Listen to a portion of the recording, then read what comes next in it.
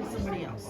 I know Jerry has to. Right, Lord be with you. Like his touch. I am happy to present to you your St. Paul puppeteers. He doesn't have an artistic touch. Presenting the Christmas story. The title of this skit is Looking for Jesus. Puppeteers, are you guys ready? Yep. Yep. I think so. And action. Good morning, Ollie. What are you doing? I'm using my telescope. I can see that, but if you're trying to look at the stars, you should have done that at nighttime, not in the morning. They're easier to see then. Oh, I did see the stars. They were beautiful. So why are you still using it? I'm looking for Jesus. Hi, Chester. Hi, Ollie. What are you doing awake so early? I'm looking for Jesus. With a telescope? Why not? I'm confused. I thought I heard voices over there. What's going on? Ollie is looking for Jesus. Through a telescope. Huh? I heard this Bible story about how we're supposed to stay awake and keep watch for Jesus. So I thought I'd do that. I don't think the Bible story means that we're not supposed to go to bed at night, Ollie. Have you been up all night? Some owls are nocturnal, Misty. It's okay. You're what? It means we're awake at night and sleep during the day. Oh. Aren't you getting tired then? Actually, yes, but I don't want to miss him when he comes. You sound like Linus. Who's Linus? You've never seen It's the Great Pumpkin, Charlie Brown? He's Charlie Brown's friend. He spends all of Halloween night sitting in the pumpkin patch waiting for the great pumpkin to show up and bring him candy. Did he see him? Well,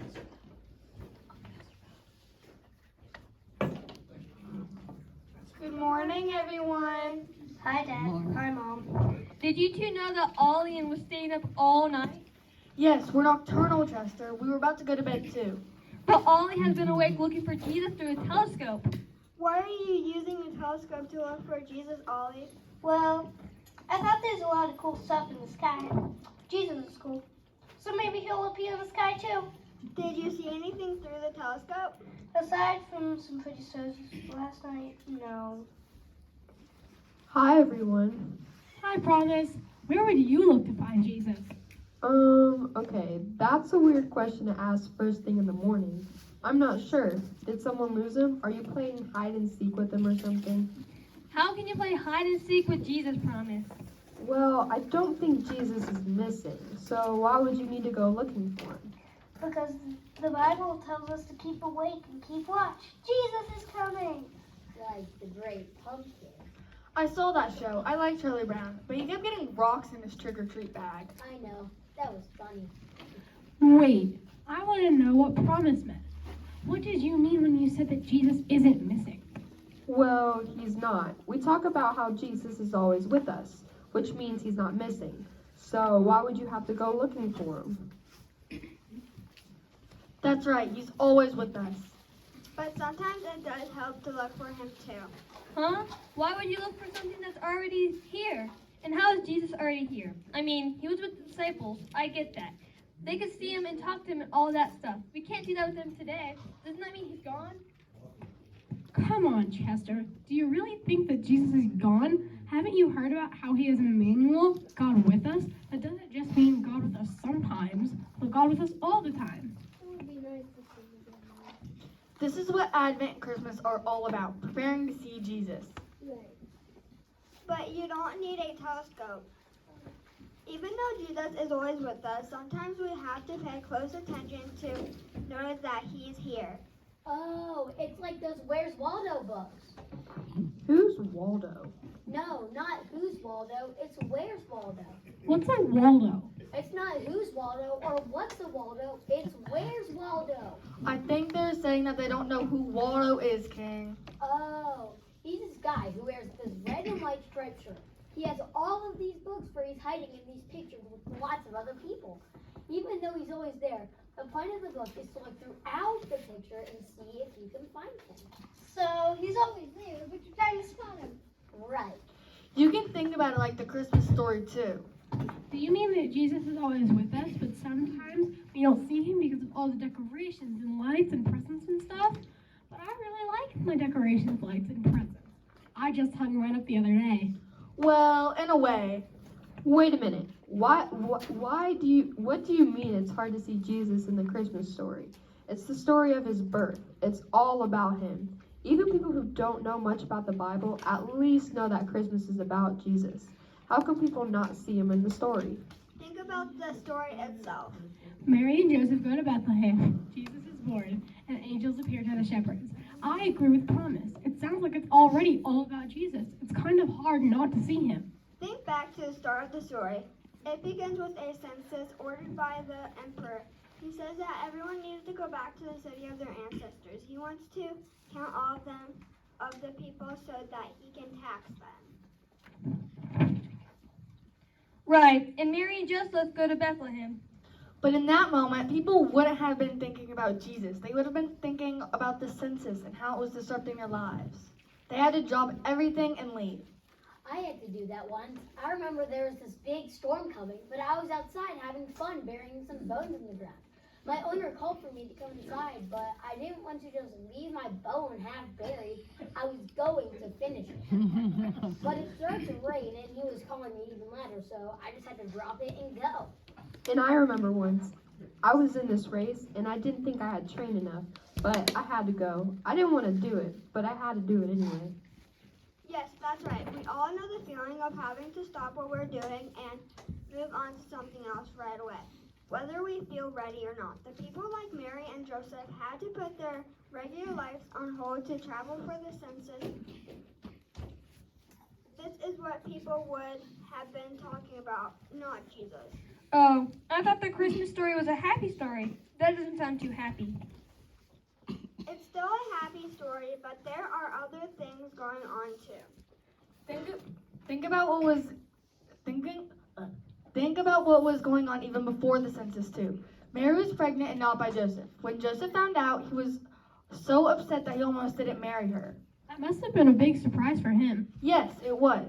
This is great and all, but we already know the Christmas story. What does all this have to do with seeing Jesus?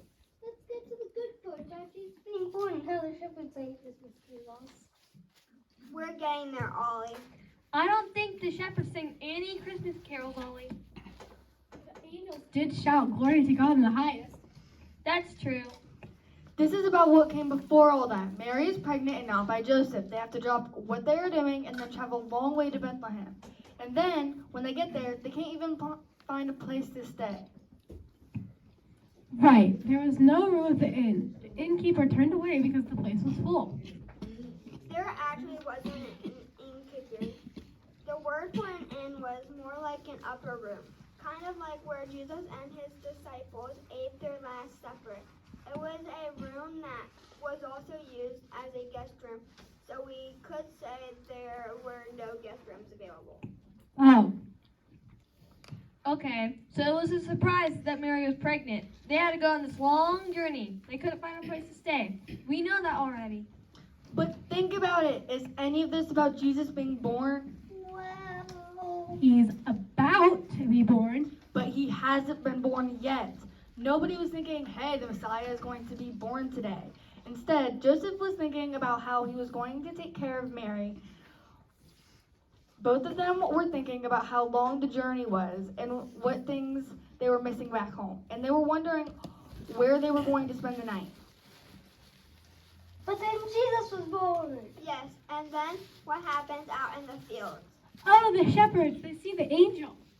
And were they just sitting around, staring up into the sky, expecting an angel to show up? No, I guess not. That's right. They were just going about their lives, watching their sheep, talking to each other, wondering what's going on with the census. They weren't thinking that the Messiah was going to be born that night. I've never thought of the Christmas story like that before. I usually think about just the scene of Mary and Joseph standing by Jesus in the manger with the shepherds on one side and the Magi on the other. Does your house have a nativity set? Yeah, why? Because that's what you just described. I know. I like that little nativity scene. Yes, of course. For many people, that is the main image they have of Christmas. Remember, too, that the Magi weren't there right when Jesus was born. They came later. That's what we celebrate at Epiphany. But Jesus was born, and the shepherds came to see him, right? Yes, of course. But what does all of this have to do with looking for Jesus or that Where's Waldo book that King was talking about? In those Where's Waldo books, there's a lot going on in the pictures. People are doing all sorts of things, but somewhere in the picture you'll find Waldo. I found him in all of the books. I even circled him on each page. You're not supposed to do that, King. That takes all the fun out of looking for him. But it makes it easier to see him now. That's what we're called to do with Jesus too. Huh? How can we circle him on the page?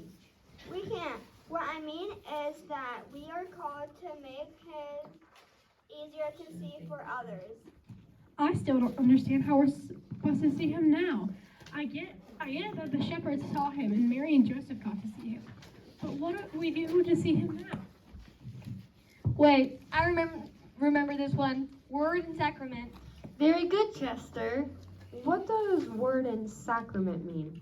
Word is when we hear about him, like in the Bible. Sacraments are the means of God's grace. You know, baptism and communion. Excellent, Chester. That's right. Jesus promises to be with us and those things, so we know that he is definitely with us. So we're supposed to go around and circle Bibles, communion wafers, wine, and baptismal fonts like Waldo on the page. No, not quite. But we can remind people that Jesus is still Emmanuel, God with us. He wasn't God with only Mary and Joseph and the angels.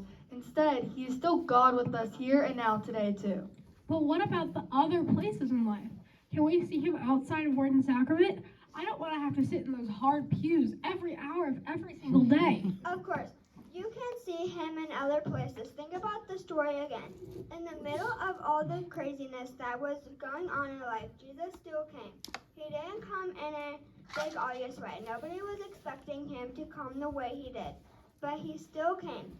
His birth reminds us that even when life is crazy and we're not really paying attention to him, he still comes to us. He's still here.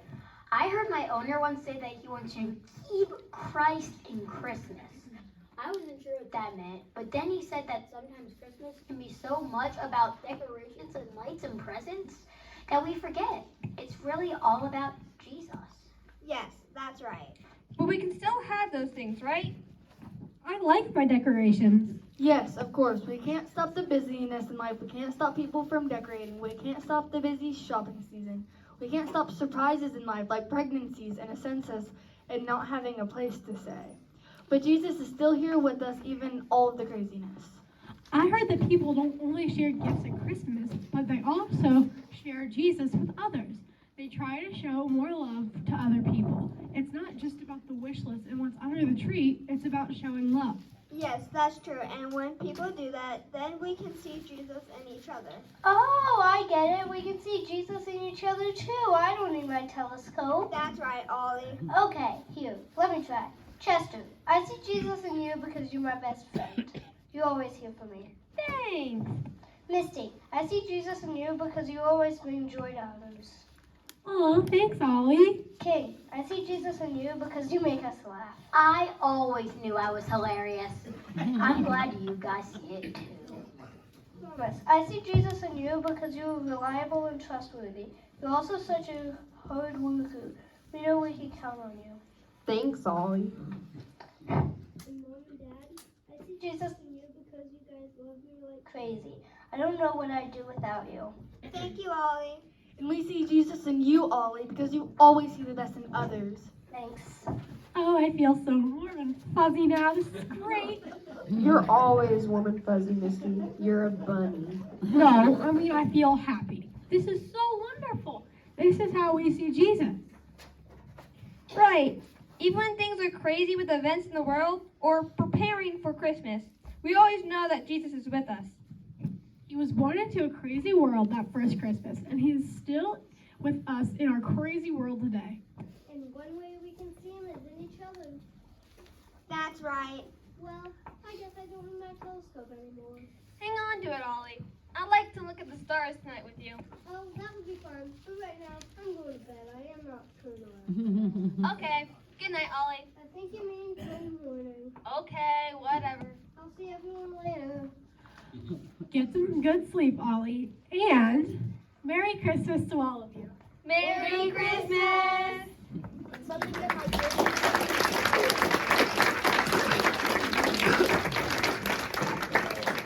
Come on out here and take a bow, puppeteers.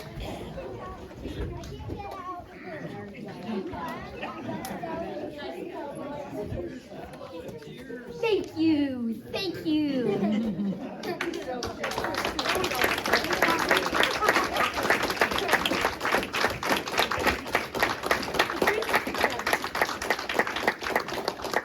Thank you. We see Jesus in you guys. Thank you. Real.